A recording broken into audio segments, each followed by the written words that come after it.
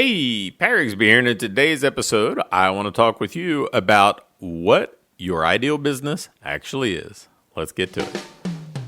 Welcome to the Fitness Business School podcast, the show for fitness business owners who want to grow their income, increase their impact, and improve their lifestyle. Be sure to listen till the end of this episode because we have a brand new special offer exclusive for listeners. So stay tuned.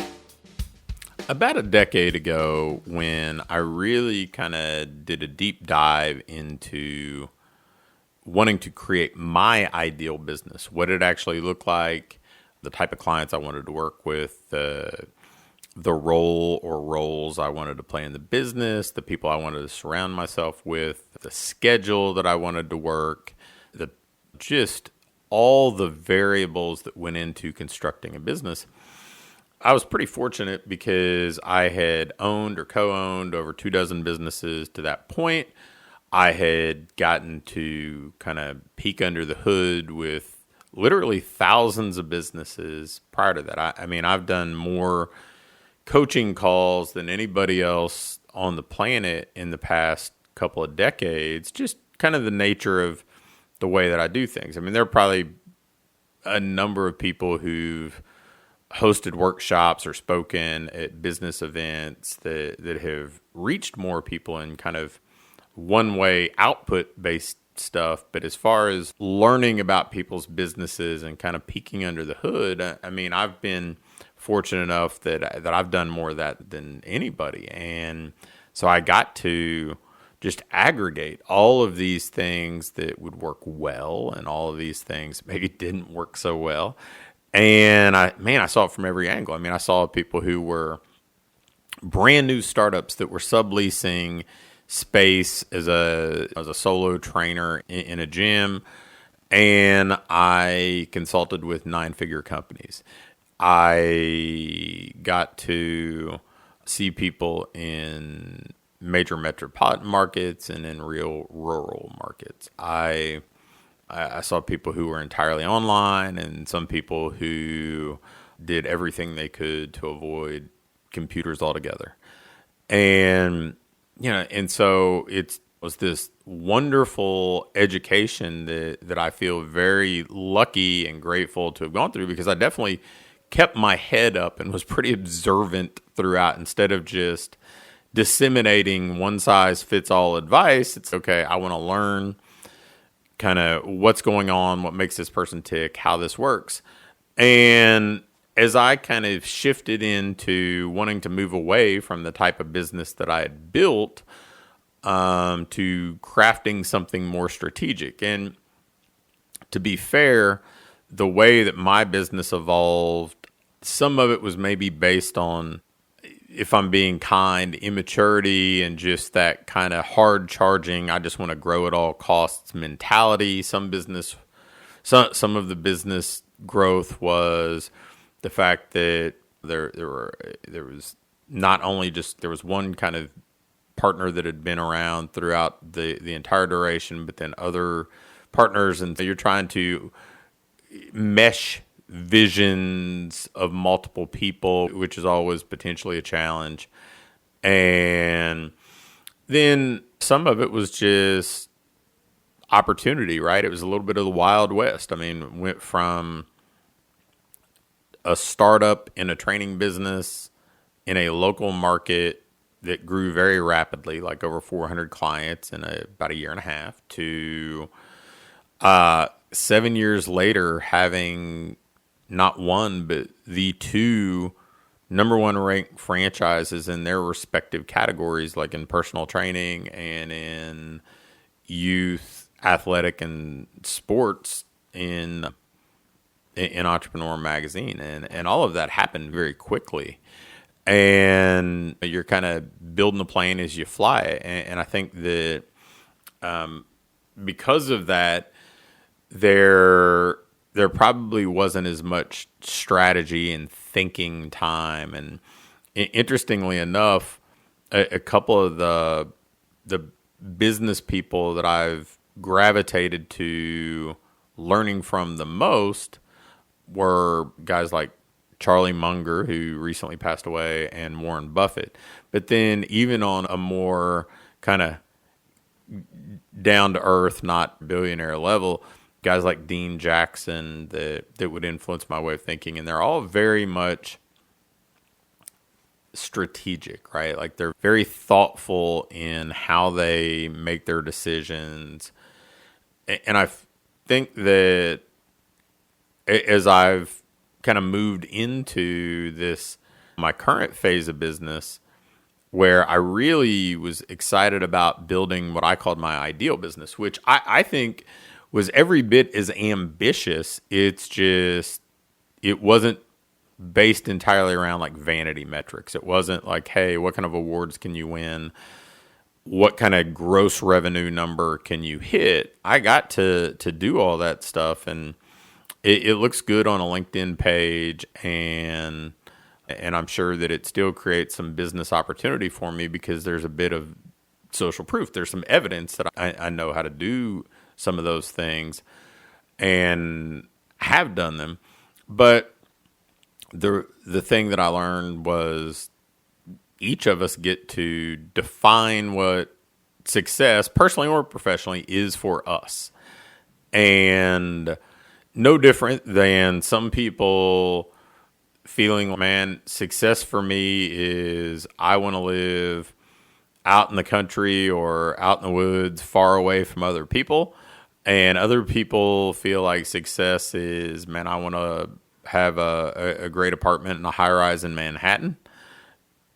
Success in business is exactly the same. I mean, there's not just a one size fits all approach. I mean, I've got somebody like Nate Stowe who is, for the most part, a solopreneur. I mean, he subleases, and he has subleased at times to other people in his business. But I mean, he does semi-private training in a kind of boutique atmosphere in Austin, and has built an extraordinary business that allows them to have their dream house, to put money away, to and have financial security to do the things that he wants with his wife and his daughter.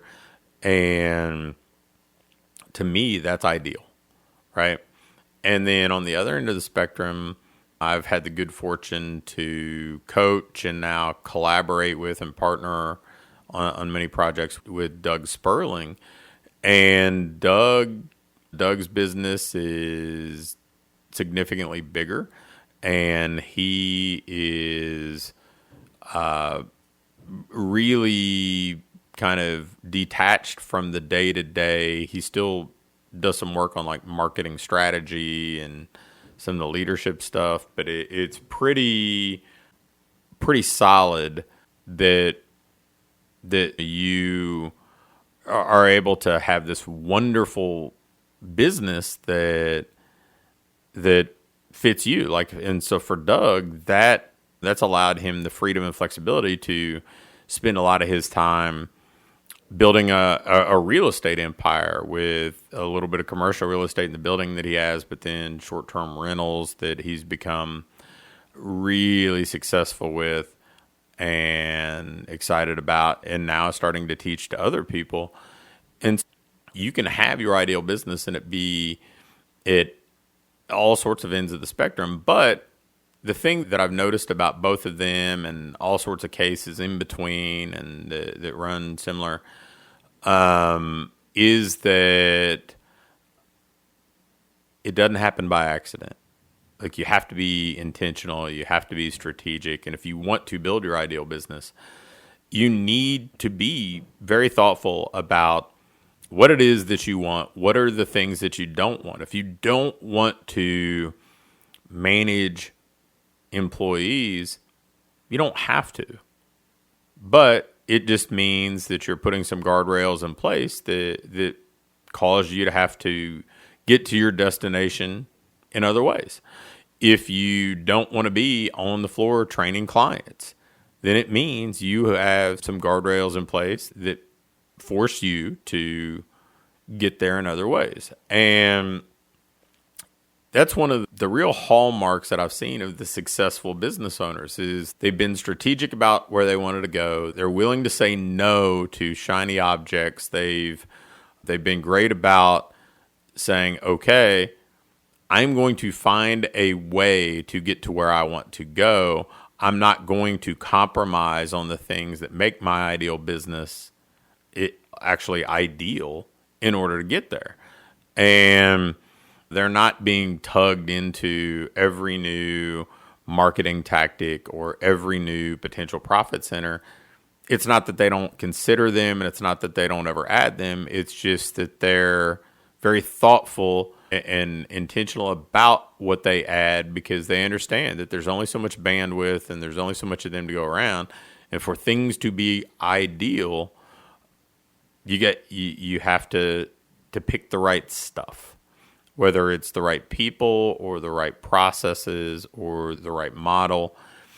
And so if you've not done that, if you feel like, hey, I've kind of been on a hamster wheel, if you feel like you've just kind of been running all around doing stuff, then that's okay. Take a beat, pause, and get back to being clear about what you actually do want. And if you're not sure, that's okay. Sometimes it takes some unpacking. And I'm happy to extend the invitation. If you want to talk through it with me, if you want to talk about what your ideal business is, and just as importantly, isn't, shoot me an email at patrigsby.com, put ideal in the subject line. I'm happy to talk with you and help you get some clarity on where you're trying to go, because frankly, everything gets easier, and not only easier, but simpler, but especially easier if you know where you're trying to go, because then you don't feel burned out. You don't feel overwhelmed, because the things that you're doing are leading you somewhere. They're not just a bunch of plates spinning in the air. It's not just you juggling a bunch of different things. It's actually you getting closer to where you want to be. Thanks for listening to this episode of the Fitness Business School. Before you go, I have a quick announcement. One of the things that we've been doing with our current clients is taking them through this ideal business diagnostic. And really what it is, this checklist that allows you to pinpoint exactly what your business needs next, so you can keep improving, keep growing, and build a business that you love to own. One that pays you well, one that allows you to have the impact you want to have, and one that allows you to have a lifestyle that you truly enjoy. In this diagnostic, we walk through everything, and we do an evaluation and can instantly pinpoint what you need to do next to build that business that you want. I'm going to extend this opportunity to get on with either me or my team and take you through this evaluation and fix your business's most vital needs fast. So if we take you through this, you're going to be able to make those vital changes that you need to finally have what I call your ideal business. If you'd be interested in going through this entirely free, risk-free diagnostic with us and learn what you already have in place, what you're doing well, and where your greatest opportunities for rapid improvement are, just shoot me an email with diagnostic in the subject line to pat@patrigsby.com. Again, an email to pat@patrigsby.com with diagnostic in the subject line will get you scheduled and take you through this evaluation to help you build the business you want.